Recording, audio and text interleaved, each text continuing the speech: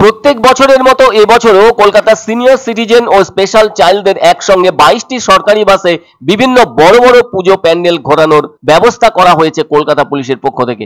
এছাড়াও রাস্তায় তাদের সবাইকে খাওয়ানোর ব্যবস্থাও থাকবে বলে জানানো হলো কলকাতা পুলিশের উদ্যোগে। সোমবার কলকাতা পুলিশের উদ্যোগে পুজো দর্শনের উদ্বোধন করলেন কলকাতা পুলিশের নগরপাল মনোজ ভার্মা। পিটিএস থেকে এর উদ্বোধন হলো। আসলে ছোটতে যাদের হাত ধরে ঠাকুর দেখা হতো তারা এখন যথেষ্ট বয়সে পৌঁছে গেছেন। তাদের পক্ষে আর কাউকেই ঠাকুর দেখানো অসম্ভব হয়ে উঠেছে। ফলে তাদের এমন অশক্ত শরীরে ভর করে সেভাবে ঠাকুর দেখার বিষয়টি কঠিন হয়ে উঠেছে। তাই এবছর সেই সব সিনিয়র সিটিজেনকে ঠাকুর দেখানোর ব্যাপারে উদ্যোগ নিয়েছে কলকাতা পুলিশ। শুধু সিনিয়র সিটিজেনকেই নয়, তাদের পাশাপাশি স্পেশাল চাইল্ডদেরও একইভাবে একাধিক বড় বড় মণ্ডপ ঘোরানোর দায়িত্ব পালন করবে তারা। সেজন্য 22টি সরকারি বাস মজুত আছে। ওইসব বাসে করে প্রতিমা দেখার কাজ করবে কলকাতা পুলিশ।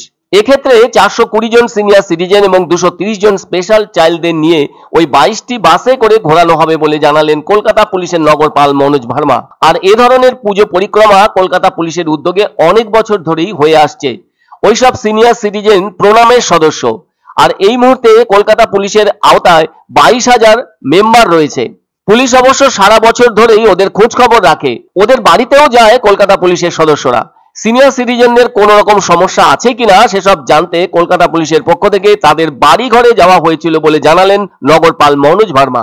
সমস্ত বিষয়ে খোঁজ নিয়ে তাদের জন্য একটি তালিকাও প্রস্তুত করা হয়। এবছর কলকাতা পুলিশের পক্ষ থেকে পুজো ঘোরানোর উদ্যোগ গ্রহণ করা হয়েছে।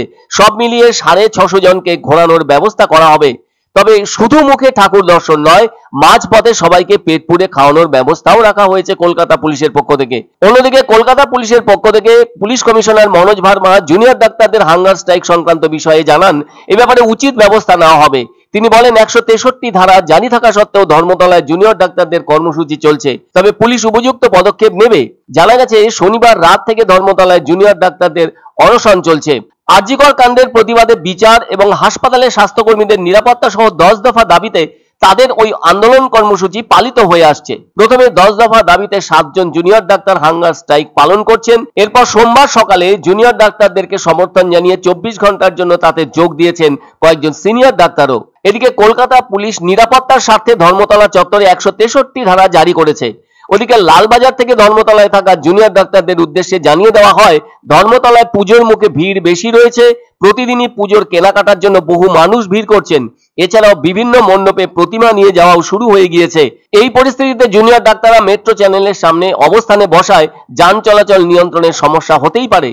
তবে ডাক্তারদের বিরুদ্ধে কি পদক্ষেপ নেবে পুলিশ তা স্পষ্ট করেননি কলকাতার নগরপাল Manoj Verma. Total 420 senior citizens and এর সঙ্গে আমাদের ডিফারেন্টলি এবল পারসন প্রায় 230 আছেন। মোট 22টা বাস দিয়ে ওরা বিভিন্ন জায়গায় কলকাতা শহরে বিভিন্ন বড় বড় পূজা প্যান্ডেল ওরা ঘুরবে। ওদের খাবার ব্যবস্থা আছে। আনন্দ সংবাদ, আনন্দ সংবাদ।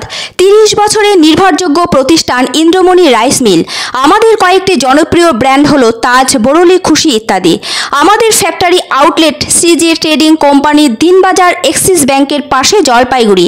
এখানে সুলভ মূল্যে গুণগত মানের সব ধরনের চাল পাওয়া যায়।